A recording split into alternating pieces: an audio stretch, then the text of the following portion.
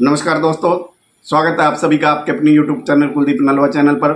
साथियों, आज हम हरियाणा की राजनीति के ऊपर चर्चा करने जा रहे हैं, क्योंकि हरियाणा के अंदर अभी विधानसभा का चुनाव नज़दीक लगा हुआ है और विधानसभा के चुनाव आने वाले हैं। और इन्हीं विधानसभा को मद्देनज़र रखते हुए तमाम राजनीतिक पार्टियों ने अपने अपने प्रयास शुरू कर दिए हैं हरियाणा के अंदर।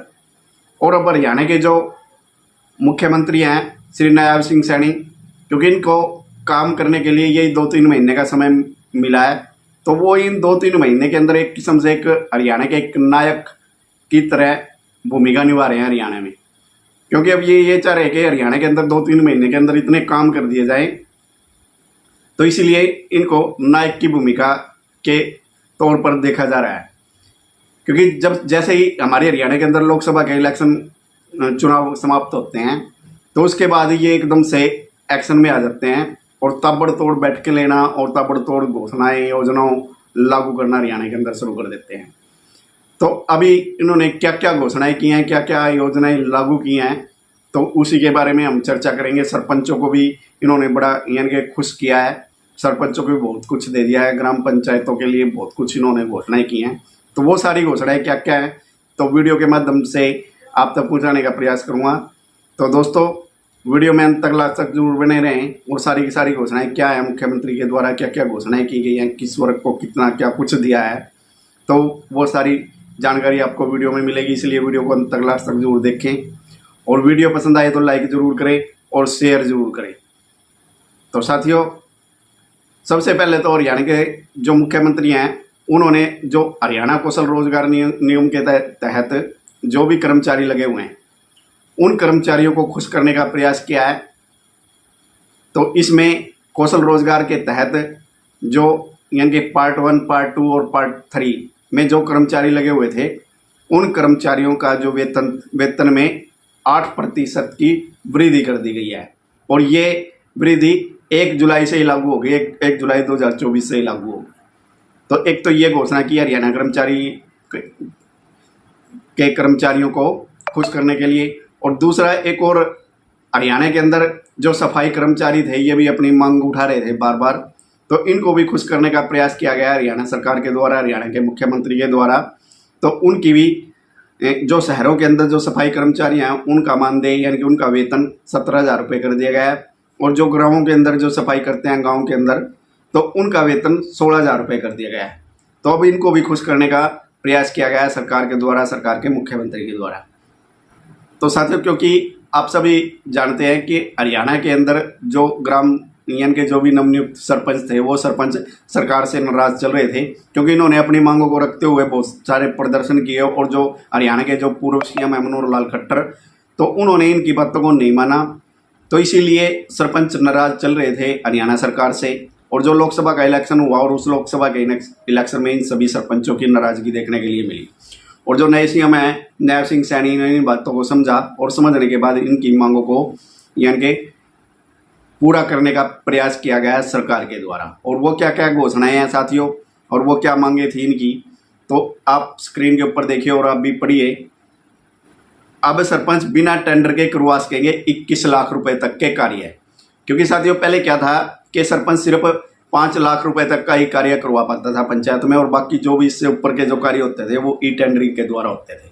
लेकिन अब सरपंच 21 लाख रुपए तक के काम बिना टेंडर के करवा सकता है। और दूसरा क्या था कि हरियाणा के अंदर एक और चीज़ की समस्या थी कि जो हरियाणा पंचायत यानी कि ग्राम पंचायतों के अंदर, जैसे कि किसी भी गली के अंदर या किसी भी बिल्डिंग के अंदर कोई भी मिट्टी का भर्त करना होता था, तो पंचायत वो मिट्टी का भर्त नहीं कर पाती थी, क्योंकि उसकी पेमेंट नहीं मिल पाती थी, उसका कोई भी पैसा नहीं मिलता था, इसीलिए वो मिट्टी नहीं डलवा पाते थे। लेकिन अब सरकार ने ये भी घोषणा कर दिया है कि मिट्टी भर्ती के एस्टीमेट के भुगतान भी करेगी सरकार। HEW पोर्टल पर सरपंच के लिए रेजुलेशन पर 10 दिन के लिए जेई को एस्टीमेट अपलोड करना होगा। सरपंचों को 16 रुपये प्रति किलोमीटर की दर से TADA मिलेगा। जिला या उपमंडल स्तर पर कोर्ट में पैरवी के लिए फीस पहले 1100 रुपये थी, लेकिन अब इसे बढ़ा करके 5500 रुपये कर दिया गया है। उच्च न्यायालय के लिए पहले 5500 रुपये थी, लेकिन अब इसे 33,000 रुपये कर दिया गया है।